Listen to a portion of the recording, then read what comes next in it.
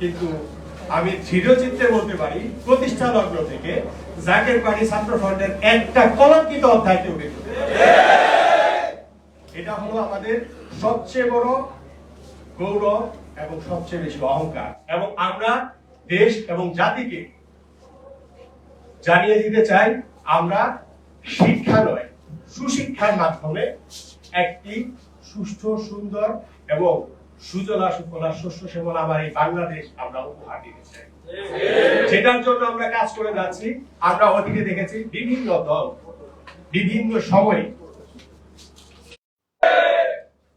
তাই আমি আপনাদেরকে আহ্বান জানাবো জাকের পার্টি ছাত্র ফ্রন্ট শুধু শিক্ষা নয়, আমরা সুশিক্ষা স্থাপন করতে চাই দেশের ভিতরে। কারণ শিক্ষা আসছে, শিক্ষাকে আমরা অবশ্যই শ্রদ্ধা করি, কিন্তু এই শিক্ষায় কিন্তু আমরা বৃদ্ধাশ্রমে দিকে থাকি। তাই আমাদেরকে সুশিক্ষায় শিক্ষিত হবে, যে শিক্ষায় এই জাতি মাথা উঁচু করে দাঁড়াতে পারে।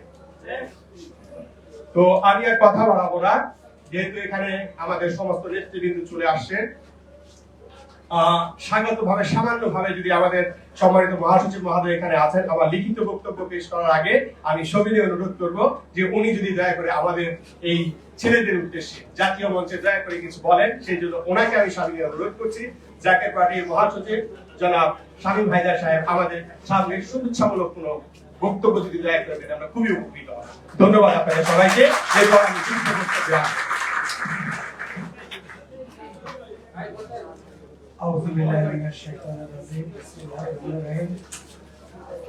জাতীয় পার্টির ছাত্র ফ্রন্টের অত্যন্ত সময়োপযোগী এবং এই মুহূর্তে জরুরি অতীব প্রয়োজনীয় আজকের এই গুরুত্বপূর্ণ সংবাদ সম্মেলনের শুরুতেই জাকের পার্টির মহান প্রতিষ্ঠাতা বিশ্ব ওলি হযরত মাওলানা শাহ সুফি খাজা ফরিদপুর রহমতুল্লাহ আলাইহি সাহেবের প্রতি গভীর শ্রদ্ধা নিবেদন করছি। প্রিয় সাংবাদিক বৃন্দ, জাকের পার্টি বিভিন্ন স্তরের নেতৃবৃন্দ, জাকের পার্টির ছাত্র ফ্রন্টের বিভিন্ন স্তরের নেতৃবৃন্দ, সম্মানিত কেন্দ্রীয় সাধারণ সম্পাদক সহ মঞ্চের ঘনিষ্ঠ নেতৃবৃন্দ, শহীদ জুয়েলের বড় ভাই জনাব জহিরুল ইসলাম সহ অভ্যাগত অতিথিবৃন্দ, আসসালামু আলাইকুম। আজকে আমরা সংবাদ সম্মেলনে উপস্থিত হয়েছি আমাদের যারা আগামীর ভবিষ্যৎ কল্যাণ রাষ্ট্র বাংলাদেশ প্রতিষ্ঠায় যারা অগ্রসৈনিক হিসাবে কাজ করবেন, জাকের পার্টি ছাত্র ফ্রন্টের সেই নির্লোভ, সৎ, ত্যাগী, আদর্শবান, দেশ ও জাতির জন্য কিছু করার জন্য যারা মরিয়া হয়ে তাদের ডেডিকেশন অব্যাহত রেখেছেন, সেই ছাত্র ফ্রন্টের যে গৌরব উজ্জ্বল 35তম প্রতিষ্ঠা বার্ষিকী হয়ে গেল,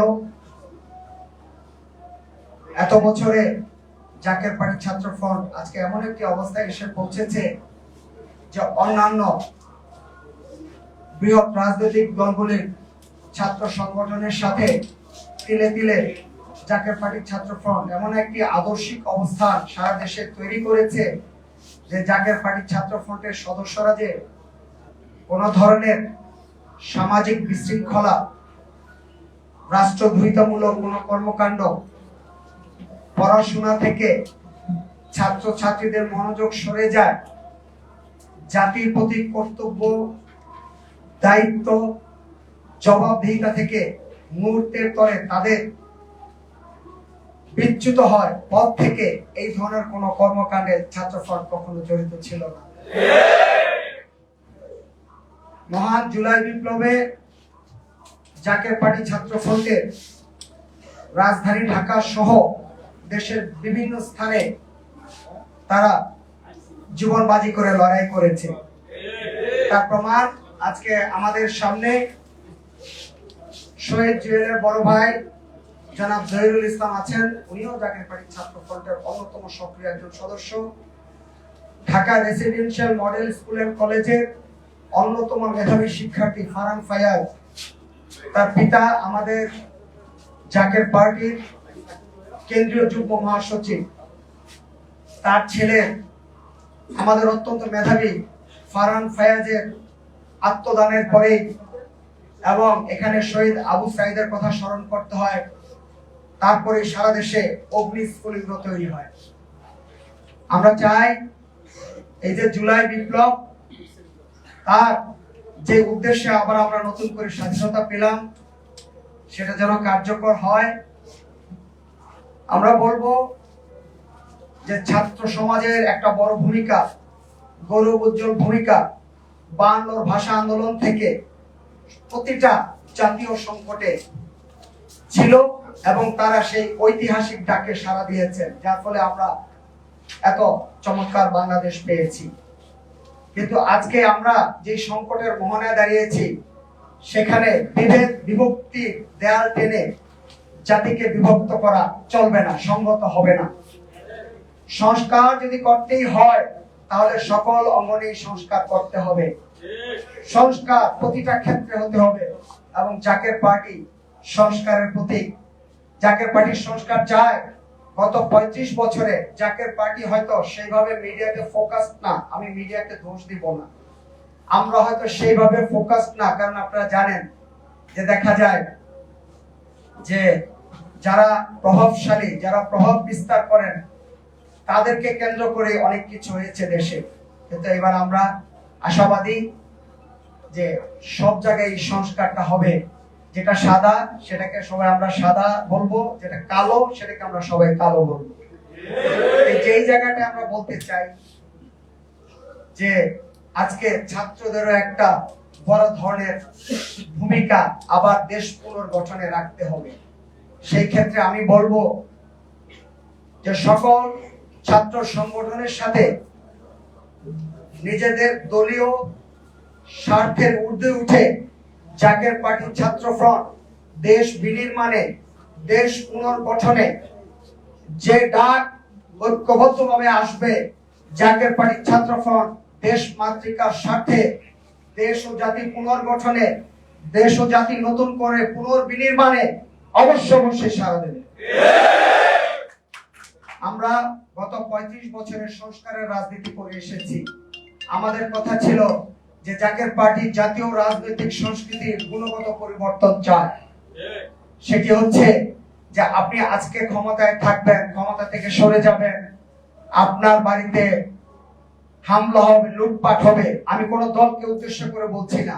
আমরা স্বাধীনতা পরবর্তী 53 বছরে বাংলাদেশের যে রাজনৈতিক সংস্কৃতি দেখছি, এটা আমাদেরকে দুঃখ দেয়, পীড়া দেয়। জাতি হিসেবে আমরা কোথায় আছি? এক মহান 71-এ বাংলার সূর্য সন্তানরা যে স্বাধীনতা আমাদেরকে এনে দিলেন, উচিত ছিল পরবর্তীতে যে সকল জাতীয় নেতা দেশকে নেতৃত্ব দিয়েছেন, উচিত ছিল যে দেশে পরমত সহিষ্ণুতা থাকবে, বিভেদ থাকবে, আমি বিভেদ বলবো না, সরি, মত ভিন্নতা থাকতে পারে, কিন্তু যখন দেশের স্বার্থ যখন সকলের সামনে আসবে, তখন আমরা সকলে একসাথে বসবো।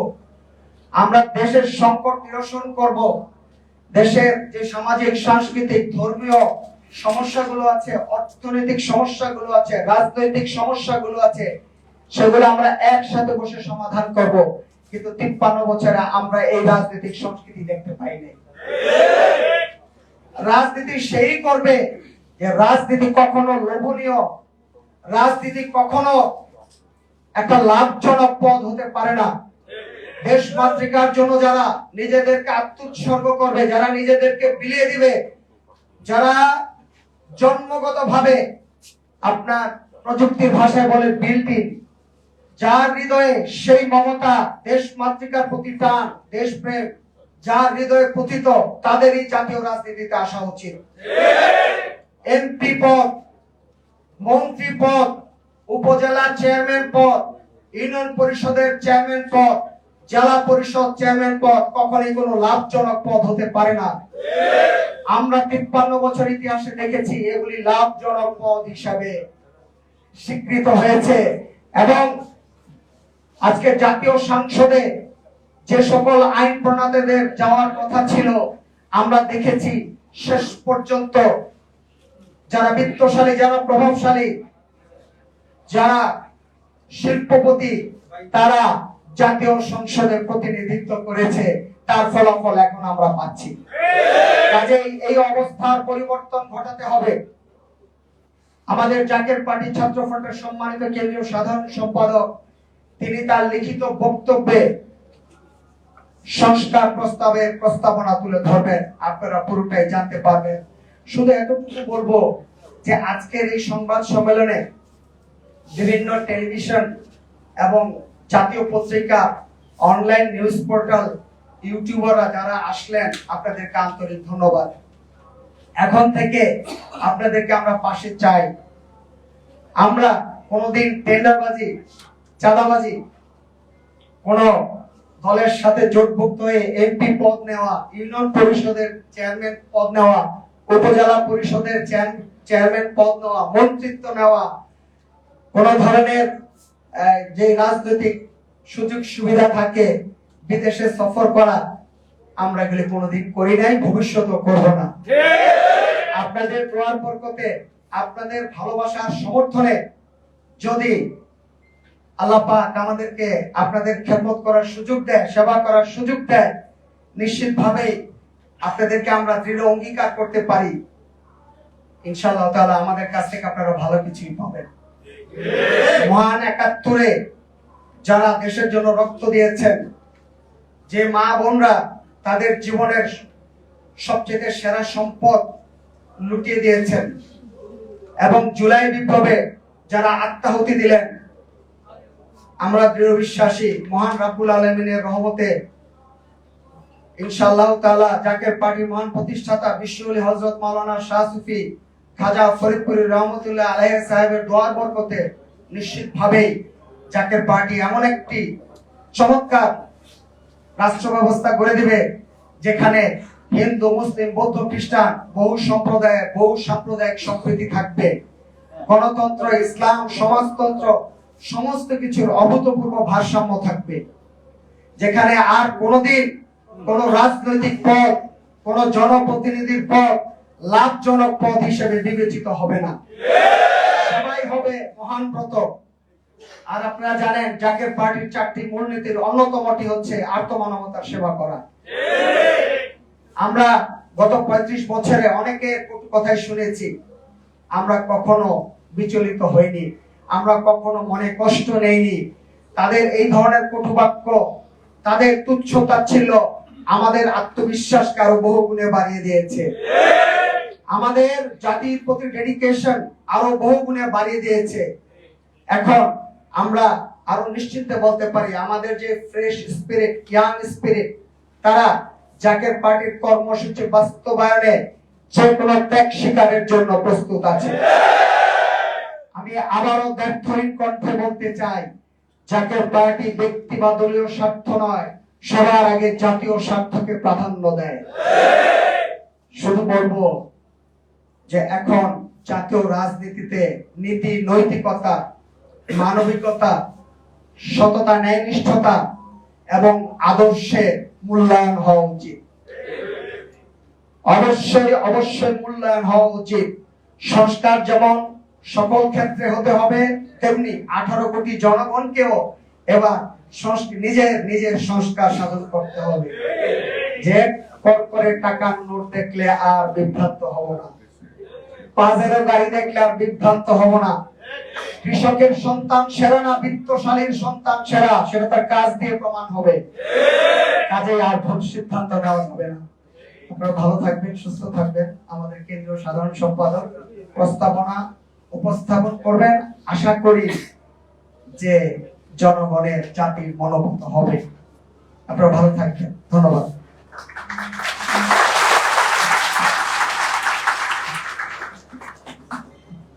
অসংখ্য ধন্যবাদ জাকের পার্টির সম্মানিত মহাসচিব মহোদয়কে। এরপর আপনাদের সামনে আমি আজকের প্রেস কনফারেন্সের মূল প্রতিপাদ্য উপস্থাপন করতে যাচ্ছি।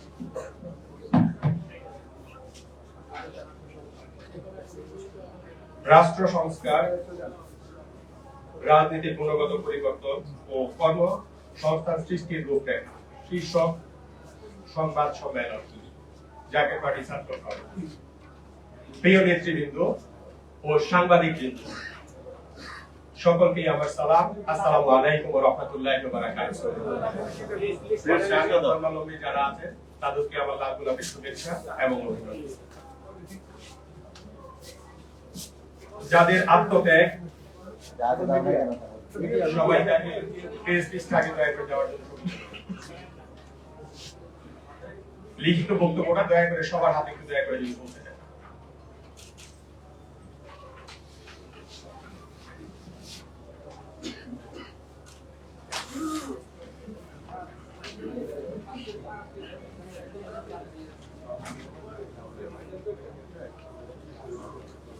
প্রিয় সাংবাদিক বৃন্দ, আসসালামু আলাইকুম ওয়া রাহমাতুল্লাহি ওয়া বারাকাতুহু।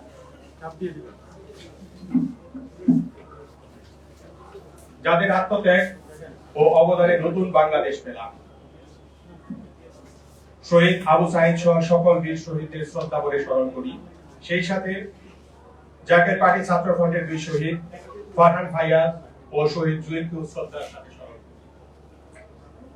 এখানে একটি বিষয় পরিষ্কার করতে হয়, জাকের পার্টি আওয়ামী লীগের নেতৃত্বাধীন 14 দলের জোটে কখনো ছিল না।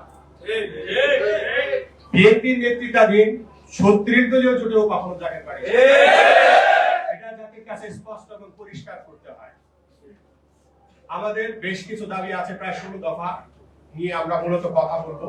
আপনাদের সাথে আমরা আহ্বান জানাবো, পর্যায়ক্রমে আমাদের ভবিষ্যতে আরো কিছু দাবি আসবে, আমরা সেটা সরকারকে প্রস্তাবনা দিব। 1 নাম্বার, যেহেতু আমরা কলেজ বিশ্ববিদ্যালয়ে থাকি, কলেজ বিশ্ববিদ্যালয়ে আমাদের প্রথম স্টেপে আসবে, বিশ্ববিদ্যালয়গুলো আজ শরৎপ্রাপ্ত বেকার কেন্দ্রে পরিণত হয়েছে। বিশ্বায়নের যুগে উন্নত মানের শিক্ষা কার্যক্রম এবং উন্নত দেশগুলোর সাথে তুলনামূলক মানদণ্ডের ধারে কাছে আমরা নেই। স্নাতকোত্তর ডিগ্রি নিয়ে যখন আমাদের তরুণরা কর্মক্ষেত্রে যায়, তখন দেখা যায় শ্রমবাজারে যে শ্রম ভাতা পায় তাতে মর্যাদাপূর্ণ জীবনযাপন করা সম্ভব হচ্ছে না। প্রকৃতপক্ষে দেশের শিক্ষার মান আন্তর্জাতিক মানে উন্নীত না করে শুধু সার্টিফিকেট ধরিয়ে দেয়, এটা দেশের মেরুদণ্ড ধ্বংস করে দেওয়ার দুঃখজনক পদপিঠ সৃষ্টি করা হয়েছে। বর্তমানে দেশে শিক্ষিত বেকারের সংখ্যা 33%। আমি আবার উচ্চারণ করছি, দেশে বর্তমানে শিক্ষিত বেকারত্বের হার 33%, আর দেশের 85% হলো যুবক, যাদের বয়স 35 বছরের নিচে। এই বিশাল কর্মশক্তিকে দেশের শ্রমবাজারে যেভাবে সংযুক্ত করার কথা ছিল, পর্যায়ক্রমে সেই সকল পদক্ষেপ কিন্তু নেওয়া হচ্ছে না। কাজেই যুব বেকারদের হার নিরসন কল্পে সংস্কার সাধন করতেই হবে। 3, দেশে পিএইচডি, এমফিল, মাস্টার্স ও রিসার্চ ডেভেলপমেন্টে যথাযথ বিনিয়োগ নেই, অথচ ইসরায়েল একটি ছোট্ট দেশ, সারা পৃথিবী কাঁপাচ্ছে, কারণ তারা রিসার্চ এন্ড ডেভেলপমেন্ট এবং প্রযুক্তিতে ব্যাপক বিনিয়োগ করতে পেরেছে। ইসরায়েল এই ক্ষেত্রে জিডিপি 6 থেকে 7% বিনিয়োগ করেছে। সাউথ কোরিয়া রিসার্চ এন্ড ডেভেলপমেন্টে বিনিয়োগ করেছে 4.5%, আর এই ক্ষেত্রে বাংলাদেশে বিনিয়োগ করেছে 0.5%, যা একেবারেই নগণ্য। রিসার্চ এন্ড ডেভেলপমেন্টে ন্যূনতম 3% বিনিয়োগ করা দরকার, যাতে ভবিষ্যতে বাংলাদেশ কন্ডাক্টর চিপ, আর্টিফিশিয়াল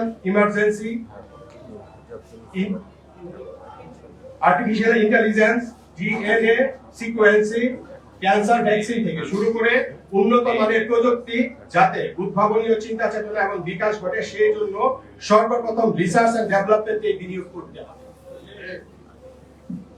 4, বাংলাদেশের বিশ্ববিদ্যালয়গুলিকে রিসার্চিং হাবে পরিণত করতে হবে। এখনো অধিকাংশ বেসরকারি বিশ্ববিদ্যালয়ে পিএইচডি কার্যক্রম নেই। আবার যেসব বিশ্ববিদ্যালয়ে পিএইচডি দেওয়া হয়,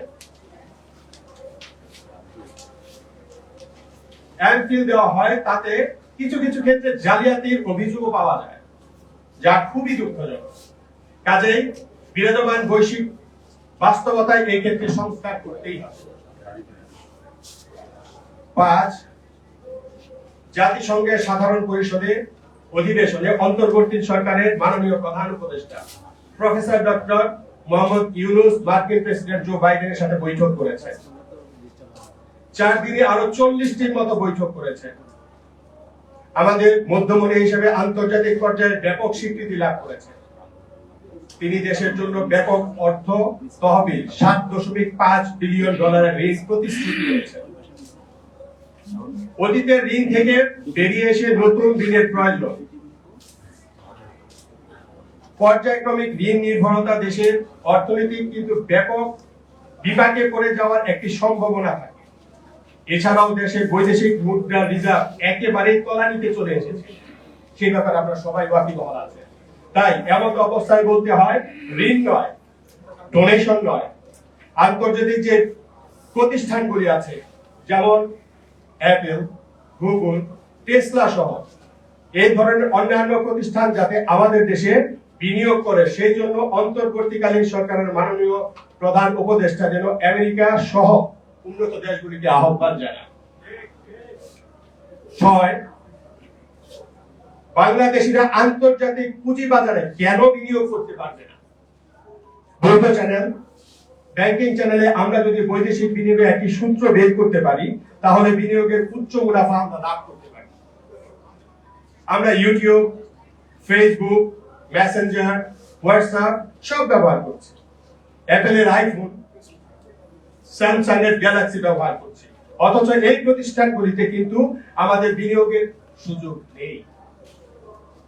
এই ক্ষেত্রে আমাদের উদ্যমী তরুণ প্রজন্মকে আন্তর্জাতিক পুঁজিবাজারের সাথে সংযুক্ত করতে না পারি, তাহলে কিন্তু নতুন নতুন অর্থের উৎস থেকে আমরা বঞ্চিত হব। দেশীয় পুঁজিবাজার ঢাকা স্টক এক্সচেঞ্জের কথা যদি বলি, তাহলে বলতে হয় এটি একটি কারসাজির কারখানাতে পরিণত হয়েছে। পুঁজিবাজারে বিনিয়োগ করলে দেখা যায় ব্যাপক ধ্বংসে পরিণত হয়েছে। জমি ক্রয় করলে দেখা যায় বিনিয়োগকারীর জমি ধরে রাখতে পারছে না। তাহলে স্বাভাবিক প্রশ্ন জাগে, বাংলাদেশের মানুষ কোথায় বিনিয়োগ করবে? এই ক্ষেত্রে বিনিয়োগের কোনো স্থান নেই। তাই আমাদের সুস্পষ্ট প্রস্তাবনা, আন্তর্জাতিক পুঁজিবাজারের বৈধ পথে বাংলাদেশিদের বিনিয়োগ করার সুযোগ করে দিন। আর চিকিৎসা খাতে যদি আমরা উন্নত করতে চাই, তাহলে সর্বপ্রথম মন্ত্রী, এমপি, আমলা, প্রতিষ্ঠিত ব্যক্তিবর্গ, শিল্পপতি, ব্যবসায়ীদের বাংলাদেশের হাসপাতালে চিকিৎসা নেওয়া বাধ্যতামূলক করতে হবে। আমরা আশা করি যদি এতে চিকিৎসা খাতে অতি দ্রুত এবং ব্যাপক পরিবর্তন আনা সম্ভব হবে। বাংলাদেশের প্রশাসনিক বিকেন্দ্রীকরণ করতে হবে এবং ভবিষ্যতে নাম্বার 9, বাংলাদেশের প্রশাসনিক বিকেন্দ্রীকরণ করতে হবে এবং ভবিষ্যতে জেলা ভিত্তিক অর্থাৎ 64টি জেলায় বাজেট বরাদ্দ করতে হবে। প্রাদেশিক সরকারের মাধ্যমে বাজেট বরাদ্দ করলে অর্থের সুষম বন্টন এবং বাজেটের গুণগত ব্যয় নিশ্চিত করতে হবে। এই ক্ষেত্রে জেলা পর্যায়ে শিক্ষা উপমন্ত্রী, স্বাস্থ্য উপমন্ত্রী থাকবে, তবে জাতীয়ভাবে কিন্তু পুলিশ বাহিনী, সামরিক বাহিনী একটিই থাকবে, কেননা এই ক্ষেত্রে জাতীয় নিরাপত্তার বিষয়টি প্রশ্ন থাকে। জাতীয় নিরাপত্তার প্রশ্নটি আছে, কিন্তু তৃণমূল পর্যায়ে সর্বস্তরের মানুষকে মূল অর্থনীতির স্রোতধারায় যদি অন্তর্ভুক্ত করতে হলে, অর্থের সুষম বন্টন নিশ্চিত করতে হলে আমাদেরকে অবশ্যই জেলা পর্যায়ে বাজেট বরাদ্দ করতে হবে। প্রতিটি জেলা মহানগর সদর দপ্তরের মাধ্যমে বাজেট বরাদ্দ করতে হবে, যাতে প্রকৃত বৈষম্যহীন একটি বাংলাদেশ আমরা পাই।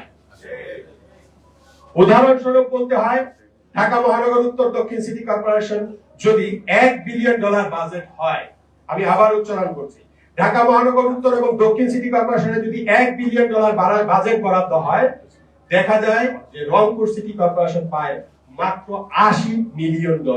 এই ধরনের বৈষম্য কেন্দ্রীয় কেন্দ্রীয়ভূত অর্থনীতির কারণেই হয়। তাই দেখা যায় রাজধানী ঢাকা আর কুড়িগ্রামের মানুষের অর্থের তফাৎ অনেক বেশি আমরা দেখতে পাই। 10, ধর্ম পালন করার অধিকার থেকে কাউকে বঞ্চিত করা যাবে না। কালেমার ইসলামে আমাদের মুসলমানদেরকে অবশ্যই ঐক্যবদ্ধ হতে হবে। জাকের পার্টি মাননীয় চেয়ারম্যান মোস্তফা আলী ফয়সাল বলেছেন, সংখ্যালঘু শব্দটা আমরা অমর্যাদাকর মনে করি। সকলেই আমরা বাংলাদেশের নাগরিক, সকলে যাতে সমান মর্যাদা নিয়ে ধর্মীয় অধিকার, নাগরিক অধিকার অক্ষুণ্ণ রেখে যাতে জীবন যাপন করতে পারি, রাষ্ট্রকে এই দায়িত্ব যথাযথভাবে পালন করতে হবে। বাংলাদেশের চরমপন্থার কোনো ঠাঁই নাই। ইতিমধ্যেই আমরা লক্ষ্য করেছি একটি অপশক্তি বিভেদ সৃষ্টি করার জন্য সামাজিক, ধর্মীয় ও সাংস্কৃতিক ক্ষেত্রে ফাটল সৃষ্টি করার অপচেষ্টা চালাচ্ছে। এই অপচেষ্টা প্রতিরোধ করতে হবে। ধর্মীয় বিষয়ে একে অপরের সাথে বিভেদ লিপ্ত হয়, বিভেদে লিপ্ত থাকবে এই ধরনের ষড়যন্ত্রে পাতা ফাঁদে আমরা যেন কেউ পা না দেই। 11, বাংলাদেশের কেন্দ্রীয় ব্যাংক যেভাবে মনিটরি পলিসি নেবে তা সম্পূর্ণ স্বাধীনভাবে নেয় এবং বজায় রাখা নিশ্চিত করতে হবে, যেভাবে ইউএস ফেডারেল রিজার্ভ অটোমনি দিয়েছে। বাংলাদেশের ফিসক্যাল বডি থেকে মনিটরি বডিকে সম্পূর্ণ আলাদা রাখা দরকার, যাতে বাংলাদেশের কেন্দ্রীয় ব্যাংক টোটাল অটোমনি থাকে। বাংলাদেশের মুদ্রা ছাপানো না ছাপানোর সিদ্ধান্ত সুদের হার নির্ধারণ করার পাশাপাশি বাংলাদেশের মুদ্রা নিয়ন্ত্রণের জন্য এটা অতি জরুরি। ভবিষ্যতে টাকা ছাপিয়ে যাতে উন্নয়ন প্রকল্প বাস্তবায়ন না করা হয় সেই দিকে কঠোর নজরদারি রাখতে হবে। অতিরিক্ত টাকা ছাপিয়ে সরবরাহের কারণে ডলারের বিপরীতে টাকার মান কিন্তু 40% পতন হয়েছে। তাই এই কাজ থেকে আমাদেরকে বিরত থাকতে হবে। 12, আমাদের বাজেট ঋণ নির্ভরশীল বাজেট করা যাবে না। বাজেট ঘাটতি অতীতে অনেক হয়েছে। এখন আমাদের ব্যালেন্স অফ পেমেন্ট নীতি দরকার। আমাদের আমদানির রপ্তানির ভারসাম্য দরকার। অবশ্যই আমাদের আমদানির চাইতে রপ্তানি বেশি করতে হবে। আর আন্তর্জাতিকভাবে আমাদের যে সকল ঋণ নিচ্ছি ভবিষ্যতে এটা আর না বাড়ে। ঋণ নিয়ে যদি ঘি খাওয়া সেটা কোনোভাবেই টেকসই অর্থনীতি হতে পারে না। আমাদের ঋণের বোঝার জন্য ভবিষ্যৎ প্রজন্মকে খেসারত দিতে হবে।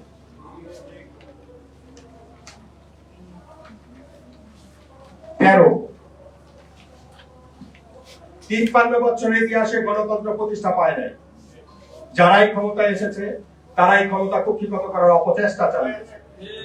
বাংলাদেশের মানুষকে একটি অবাধ, সুষ্ঠু ও নিরপেক্ষ উৎসবমুখর নির্বাচন উপহার দিতে হলে কালো টাকার প্রভাব বন্ধ করতে হবে। কালো টাকার প্রভাব বন্ধ না হলে 100 বছরেও বাংলাদেশের একটি সুষ্ঠু ও অবাধ নির্বাচন সম্ভব হবে না।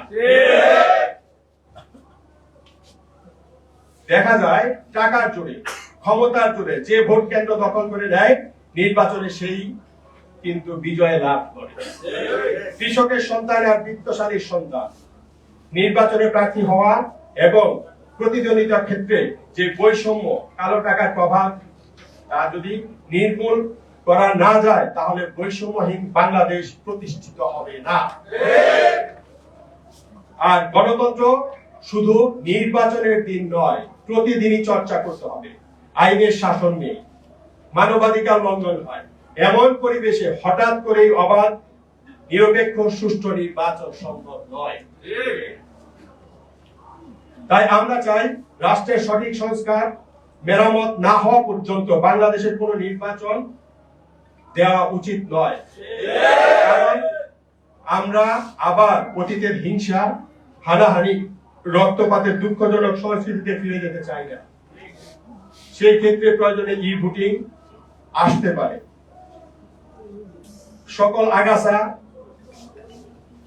জঞ্জাল সম্পূর্ণ পরিষ্কার করার মাধ্যমে সম্পূর্ণ সংস্কার সাধনের পরে অন্তর্বর্তী সরকার যাতে ছোট বড় দল বিবেচনায় নয়, সকল দলের অংশগ্রহণে একটি গ্রহণযোগ্য নির্বাচন উপহার দেয়। 14, দেখা যায় যে দল ক্ষমতায় থাকে মিডিয়া তারা সব সময় প্রাধান্য পায়, ছোট ছোট দলগুলিকে মিডিয়া সময় দেয়া হয় না। এটা আওয়ামী লীগ, বিএনপি উভয় ক্ষমতার সময় দেখা গেছে। এই অবস্থা থেকে বেরিয়ে আসার জন্য একটি স্বাধীন মিডিয়া কমিশনের মাধ্যমে সকলের সমাধান, সমান অধিকার নিশ্চিত করতে হবে অথবা দিতে হবে। 15 পুলিশ বাহিনীকে কেউ যাতে লাঠিয়াল বাহিনী হিসেবে ব্যবহার করতে না পারে তা নিশ্চিত করতে হবে। প্রশাসন, সেনাবাহিনী এবং পুলিশ বাহিনীকে সম্পূর্ণ অরাজনৈতিক রাখতে হবে। 16 দুর্নীতিবাজ, ক্ষমতাসীন রাজনৈতিক আমলাদের গ্রেফতার করা হয়েছে, কিন্তু তাদের সাথে সকল অভিজাত ব্যক্তিবর্গ দেশ লুণ্ঠন করেছে, তাদেরকেও গ্রেফতার করতে হবে। ব্যাংকিং খাতে ঋণ দেওয়ার ক্ষেত্রে দেখা যায় 10 কোটি টাকা জমি দিয়ে 1000 কোটি টাকা ঋণ নেওয়ার প্রবণতা বাংলাদেশে আছে। এটা আর হতে দেওয়া যাবে না। পত্র পত্রিকার মাধ্যমে জনগণের অর্থের সঠিক চিত্র জনগণের সামনেই উন্মোচন করতে হবে, তাহলে দুর্নীতির লুটপাট শূন্যের কোঠায় রাখা সম্ভব হবে। রাষ্ট্রের টাকা লুটপাট করবে আর তাকে রাষ্ট্রদ্রোহী ঘোষণা করা যাবে না, এটা হবে। ধন্যবাদ আপনাদের সবাইকে। জাতীয় পার্টি ছাত্র ফ্রন্টের পক্ষ